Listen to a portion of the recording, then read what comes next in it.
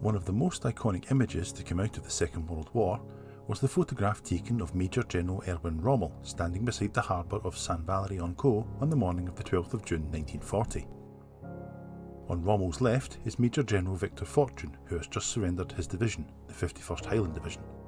The image is instantly recognisable and is one repeatedly used to highlight the disastrous summer of 1940 when France fell and the British Army suffered a horrendous defeat.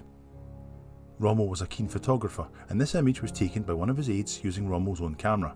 It has become so well known because Rommel included it in albums of his own photos which he put together after the campaign and sent to his friends and family, including his boss Adolf Hitler. These albums, as well as his photographic collection in the Rommel family home, were found at the end of the war and ended up in archives in the UK and USA.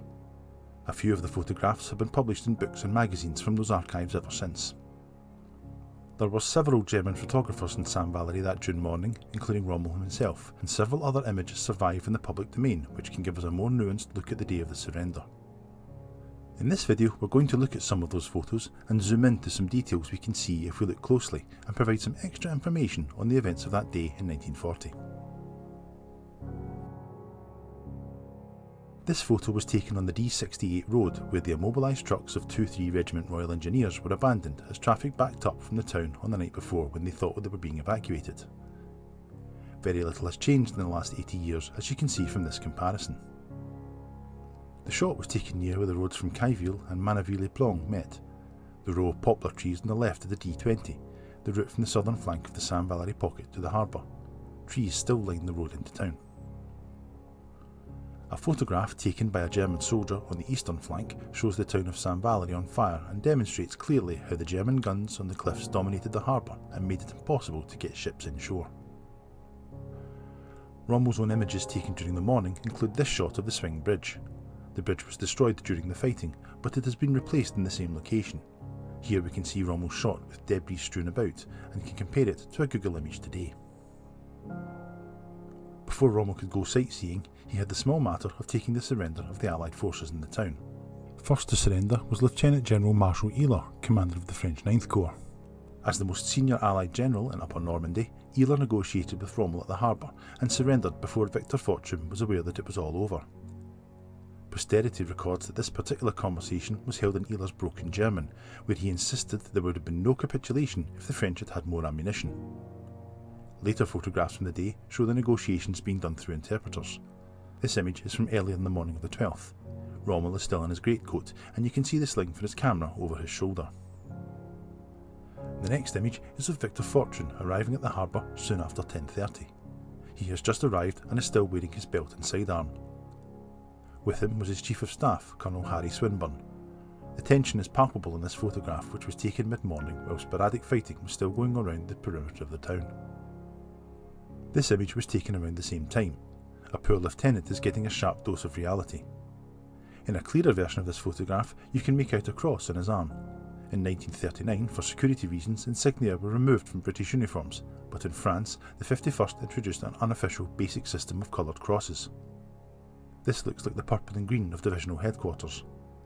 At the rear is Fortune's old colleague, Brigadier Charles Eden. Earlier in the day, Eden had rushed to the heights above the town to tell the Highland battalions on the western flank to surrender to avoid further bloodshed. In the next image, the generals have all moved to the harbour side. As the day was warming up, Rommel has removed his greatcoat and has also taken his goggles off his cap, presumably to look smarter in the photographs. You can also see the small divisional cross on Fortune's arm on the bottom right of the photograph. Eyler has his back to the camera, and beside him the Major General de Division Arsène Vautier of the French 31st Alpine Division. In the background are two photographers captured each other at work.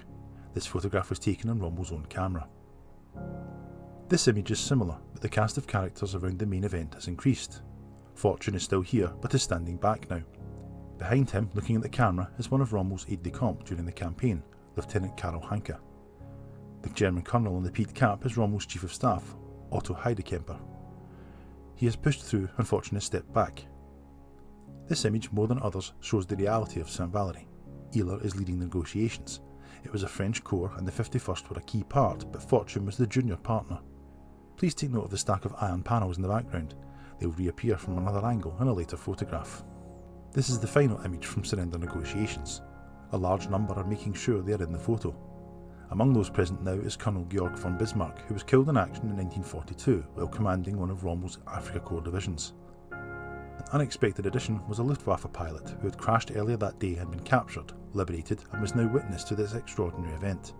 As a spare officer, he was later to be given the task of guarding the general officer prisoners in a nearby hotel. Fortune is one of those looking on. Soon after the surrender at the harbour, the Germans led the Allied troops away to captivity.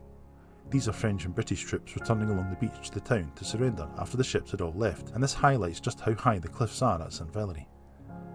The Germans had also captured Vieux-la-Rose, just a couple of kilometres along the coast, but not before ships of Operation Cycle had rescued over 2,000 men from the Shingle Beach.